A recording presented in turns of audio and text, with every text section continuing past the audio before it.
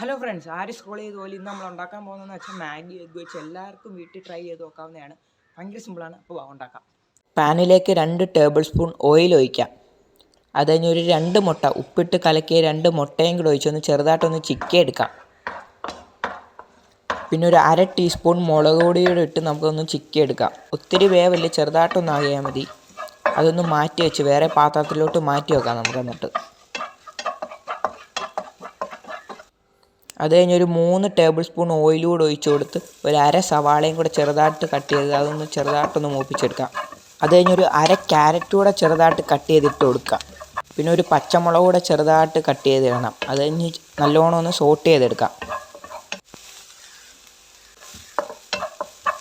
ഈ വീഡിയോ ഇഷ്ടപ്പെടുമെന്ന് എല്ലാവരും സബ്സ്ക്രൈബും ലൈക്കും ഒക്കെ ചെയ്യണേ.